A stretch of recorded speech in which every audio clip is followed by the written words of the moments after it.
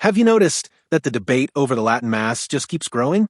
And now, one of the Church's most respected cardinals has entered the conversation. But instead of taking sides, he delivered a warning. The real danger, he said, isn't simply one form of the Mass versus another. The real danger is the growing division itself. So, what exactly did Cardinal Robert Sarah say? Let's take a closer look. Cardinal Sarah recently reflected on the current state of the Catholic Church, especially in the Western world. He described this moment as a time of great difficulty, a time of confusion, not only in doctrine, but also in morals and in church discipline. According to Cardinal Sarah, culture has changed so dramatically that it can no longer sustain the Catholic faith by itself. Faith, he explained, must now be handed on in a different way. Through authentic witness, through prayer, through silence, through reverent worship, and through faithful Christian living. These experiences, he believes, allow people to encounter God far more deeply than simply following the culture around them. Cardinal Sarah connected this vision with Pope Benedict XVI. He said communities centered on prayer and faithful liturgy are already beginning to emerge. And despite today's many challenges, he remains hopeful. Why? Because the Church has survived countless storms throughout history. The Church belongs to Christ, and Christ never abandons his Church. The conversation then turned to the liturgy. This is where Cardinal Sarah made one of his strongest statements. He said the conflict surrounding the traditional Latin Mass and the Novice Ordo has become a drama. Then he went even further. He called it a true and proper sin. Why? Because the liturgy is meant to unite Catholics, not divide them. He said it is difficult to understand why something created to express communion has instead become a source of deep conflict. Cardinal Sarah also emphasized that the Church's rites belong to a living tradition. They do not belong to the personal authority of any individual.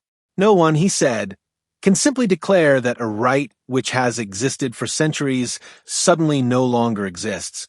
He then pointed to Pope Benedict XVI. He described Benedict's approach as balanced, pastoral, and theologically sound. Under that approach, both the ordinary form and the traditional Latin Mass could exist side by side. Rather than competing with one another, each form could enrich the other. And over time, the faithful could embrace whichever form helps them grow more deeply in faith, in silence, and in spiritual life. Cardinal Sarah also addressed criticism, sometimes directed toward Catholics who attend the traditional Latin Mass. He acknowledged that some individuals may have gone too far. At the same time, he suggested that many of those reactions were shaped by widespread liturgical abuses that have occurred in celebrations of the ordinary form. According to Cardinal Sarah, many celebrations have not always reflected either the vision of the Second Vatican Council or the original intentions of the liturgical reform itself. The Cardinal also spoke about preaching. He warned that preaching loses its strength when its primary goal becomes pleasing the audience. People today, he said, are still deeply hungry for God. They want to hear about the gospel, about eternal life, about authentic spirituality. He cautioned against reducing the gospel to social or cultural issues alone, important as those issues certainly are. Finally, Cardinal Sarah offered what he believes is the path forward: formation. Formation of bishops, formation of priests, and formation of the laity. For him, that is where genuine renewal begins. His overall message was unmistakable. Unity cannot be achieved simply by eliminating one liturgical form.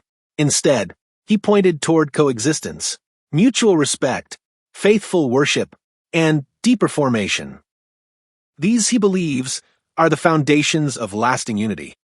Whether or not everyone agrees with his conclusions, his remarks have undeniably added an important voice to one of the Church's most significant conversations today.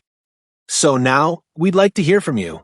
Could a deeper understanding of both forms of the Roman rite help strengthen unity within the Church?